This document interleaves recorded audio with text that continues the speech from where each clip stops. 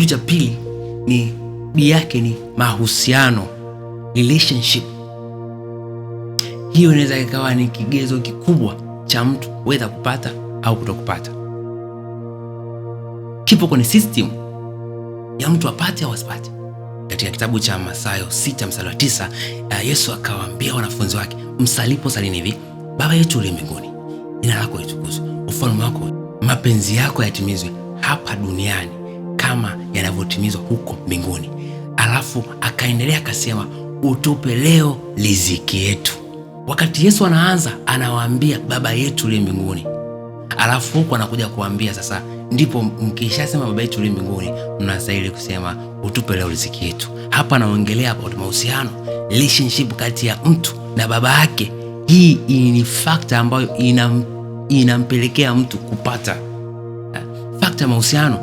Yesu anawaambia badala ya kufocus katika kumwambia Mungu awape riziki yao, lazima wa establish au wa announce relationship factor ya wao kuwa kama wana na wanayemwomba ni baba, kwa sababu kigezo cha mahusiano kinaweza kikamfanya mtu apate. Na ndio maana kuna mtu mwingine amelala akaja akapata kitu ambacho ni urithi, wakati wewe unahangaika kutafuta kwa njia nyingine, mwingine anapata kwa njia ya mahusiano.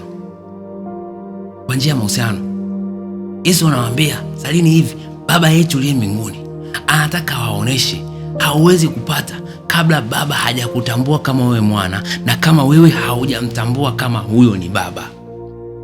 Je, unataka kupata mkate, unayemuomba kwako ni nani? Unasema unataka muombe Mungu akupatie. Je, umekizi kigezo cha kuwa mwana? Na je, unamtambua kama baba?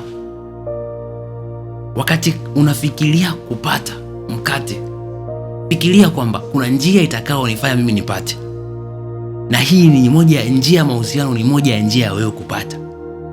Lazima ufanye mahusiano yako kuwa bora, ndipo ukizi vigezo vya kuweza kupata. Je, ni mwana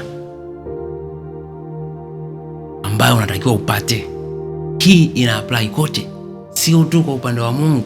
Hata kuna watu wengine, kuna nafasi wanapata kwa sababu ya connection. Connection nini? Double networking, double relationship, mahusiano. Yaani kuna mtu anapata kazi kwa sababu ya mahusiano. Mahusiano yanatakiwa yawe ya kimkakati, yaani yawe ya kimkakati, strategic relationship.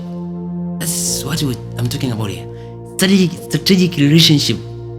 Sio tu kwa sababu ya mahusiano. Ni aina gani ya mahusiano? Mahusiano yanatakiwa na quality zake, kwa sababu kuna watu wengine wakati wanapata kutokana na mahusiano, kuna wengine wanapoteza kwa sababu ya mahusiano. Yaani kuna watu wengine wanapopata kwa sababu ya mahusiano, kuna wengine wanapoteza kwa sababu ya mahusiano. Sasa kama ni moja ya factor ambayo inafanya ukizi vigezo vya wewe kupata, make sure basi umeestablish mikakati bora ya wewe kuwa na mahusiano bora, kwa sababu kuna mambo mengine yamewekwa kwa watu wewe hauna, na ili uende kuyapata kwa watu lazima uwe na mahusiano nayo bora na wao. Kuna nafasi zingine zimewekwa kwa watu wewe hauna, hata ufanyaje huwezi kupata. Ili upate lazima uende kwa hao watu, weka mahusiano nao bora. Ndio maana Mungu akitaka kukupatia kitu sometimes anatumia njia ya mahusiano ili wewe kupata. Ndio maana kuna baadhi ya vitu ambavyo unaweza kuwa umeomba sana, lakini Mungu atamtumia mtu, atamconnect mtu na wewe ili akupe unachokitaka. Watu wengi wamepata vitu kwa sababu ya watu. Watu wengi wamepata nafasi kwa sababu ya watu. Watu wamewaconnect, wamepata nafasi. Pengine wasingekuwa na uwezo wa kupata. Kuna watu wengine wamepata nafasi kubwa hata serikalini, kubwa na nyeti mno. Nafasi bora ambayo watu kaa ukifikiria unasema hivi kweli huyu alistahilije kukaa hapo. Lakini ukicheki mchakato wa kupata kwake ni relationship.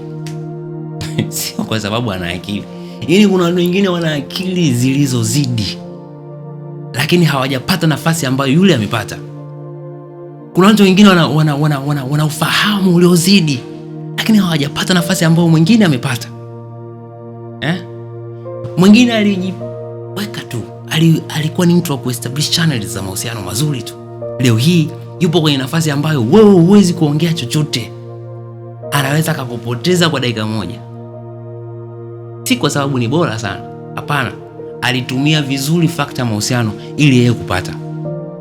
Kuna watu wengine wamejenga majumba makubwa na mazuri kwa kigezo kimoja tu cha mahusiano. So you have to make sure Mungu anavyokuletea mtu katika maisha yako unamtreat vizuri. Mungu anavyokuletea watu katika maisha yako watreat vizuri. Establish, onesha upendo, establish a quality relationship na wao. Usimtreat tu mtu tu from nowhere. Huwezi jua Mungu amempa nini aje kukupatia, kwa sababu vitu vingi tunavipata sometimes kwa kigezo cha mahusiano.